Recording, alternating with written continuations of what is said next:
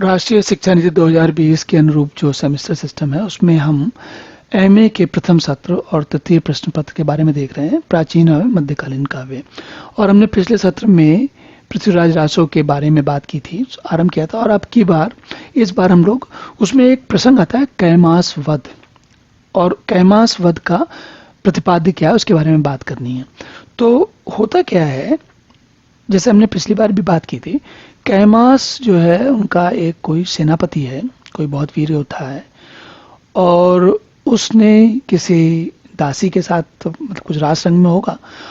अब पृथ्वीराज को जब ये बात पता चलती है, और परिस्थितियां कोई भी हो, तो उनका बड़ा महत्वपूर्ण ये सेनापति है, लेकिन इतने क्रोध में आ जाते हैं कि उसको मार देते हैं, उसका वध कर देते हैं। और वध किस बात पर कर देते हैं कि वो किसी दासी के साथ कुछ मतलब अपना श्रृंगार रस में व्यस्त हो गया, और उस समय व्यस्त हो गया जब उनको राजा को पसंद नहीं आया। राजा को ने उसको राजा के हिसाब से वो सही नहीं था उस समय। अब आप सोचिए, और यहाँ पर केवल कैमास की बात नहीं है, देखिए समझने की बात की है कि कहते यहाँ पर बात जो कवि हमें समझाना चाहता है, वो समझाना चाहता है कि उनके व्यक्तित्व का दुर्बल पक्ष देख रहे हैं, जिसमें वो थोड़ी सी जो गलती भी हो जाए, सामान्य त्रुटि पर भी क्षमादान नहीं देता, तुरंत मार देता है, भयंकर दंड। और इसमें इन्होंने कैमास की बात की है, और जैसे विश्वासपात मंत्री सामंत है, और भी लोग हैं। देखिए चामुंड राय जैसे साइमन सामंत के भी पैरों में बीड़ियां डलवा दी, कान जो उनके चाचा थे उनको भी आंखों पे पट्टी बंधवा दी, मतलब आंखें उनकी ले ली। तो इस प्रकार बता ये रहे हैं कि भाई ये पृथ्वीराज चौहान जो है वो वीर बहुत है, लेकिन समझदार नहीं है, सुलझे हुए व्यक्ति नहीं है। ये बात हमने जो पृथ्वीराज चौहान के बारे में जो कहानी में वैसे सुना हुआ है, उसमें बड़ा हम लोगों को अच्छा सुनने को मिलता है, लेकिन जब आप चंद बरदाई का पूरा उनका काव्य पढ़ोगे तब हमको वास्तव में समझ में आता है कि क्या कह रहे थे वो, क्या स्थितियां थी। और एमए तक आते आते हमारी, अब हम दूसरों के सुनी हुई बात नहीं, अब हमें स्वयं जानना चाहिए कि भाई जिसने लिखा, किसने लिखा, क्या लिखा, क्यों लिखा। और अब दूसरी चीज पे मैं आपका थोड़ा ध्यान दिलाता हूं। देखिए ये भाषा देखिए और भाषा का आयोजन देखिए। हन्यो दासी के हेत कैमास बना, गज खून चामुंड बेड़ी बधान, बंधे कनका का चरण पट्ट गाढ़े, बिना दोष मंदिर से व्रत काठे। देखिए यहाँ कहीं कोई, जो हम लोग कहते हैं ना, काफिया नहीं मिल रहा, कोई शब्दों का जो वर्णों का आपस में जुड़ा, कभी जुड़ता है कभी नहीं जुड़ता। तो भाषा जो है जैसे जाती वैसे जाती है। इस बात पर मैं एक अलग बात जो मुझे पता है मैं उसको बताता हूँ आपको। और इसकी चर्चा सामान्यतः भारत में नहीं होती, हमारे देश में नहीं होती। अमेरिका, उत्तरी अमेरिका, नॉर्थ अमेरिका, जो जिसको हम लोग सब लोग यूनाइटेड स्टेट्स ऑफ अमेरिका के नाम से जानते हैं, उसके दक्षिण में कुछ द्वीप हैं। उन द्वीपों को कहते हैं वेस्ट इंडीज। और वेस्ट इंडीज में एक, उन्हीं द्वीपों में से एक द्वीप है, एक द्वीप राष्ट्र, छोटे छोटे द्वीप हैं, वो सब राज्य अपने आप को देश कहते हैं। उनमें एक देश है गायना।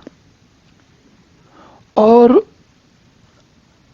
अमेरिका में रहने वाले जो गायनीज हैं, जो अमेरिका में रहने वाले, इसमें से कई लोग ऐसे हैं जो अपना देश छोड़ के अमेरिका जाके रहने लग गए। तो अमेरिका में क्या होता है, अंग्रेजी बोली जाती है लगभग सारे देश में। जैसे कनाडा में लगभग सब जगह फ्रेंच बोली जाती है, ऐसे अमेरिका में अंग्रेजी बोली जाती है। लेकिन जो गायना के लोग हैं, उनके ऊपर वहां पर क्या हुआ कि वो ब्रिटेन के लोगों ने वहां पर अधिकार कर लिया, और वेस्ट इंडीज जो है ब्रिटेन का अधिकार में रहा है। तो बात क्या है कि जो गायनीज लोग हैं, जो लोकल वहाँ के जो स्थानीय लोग हैं, उन्होंने भाषा तो सीखी अंग्रेजी, लेकिन वो क्या करते हैं कि ऐसी भाषा बोलते हैं कि उसमें से सारी की सारी वर्ब जो होती हैं, क्रियाएं, वो खा जाते हैं। और केवल कुछ वो इंग्लिश बोलते हैं, लेकिन विचित्र प्रकार की अंग्रेजी होती है वो।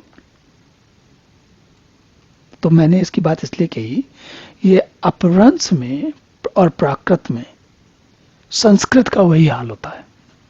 संस्कृत बोली जाती है लेकिन कुछ अजीब सी हो जाती है। कैसे? देखिए, ये अगर आप ये वाला देखेंगे तो आपको अच्छा लगेगा श्लोक है। ये क्या है?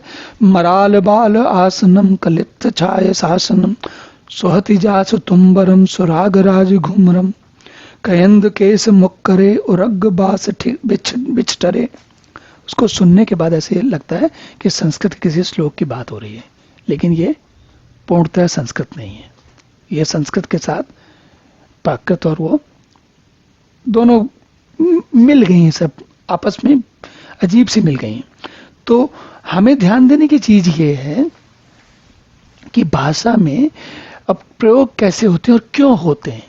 देखिए, राशि शरण सहगवनी मरणम अयुकीय दरण पेश दरबान रुकिए न मग्गू दिए। आज के समय में भी अगर आप जैन साहित्य को देखें तो जैन साहित्य में आज भी बहुत सारी प्राकृत और अपभ्रंश मिलेगी और उनकी भाषा लगभग ऐसी होती है।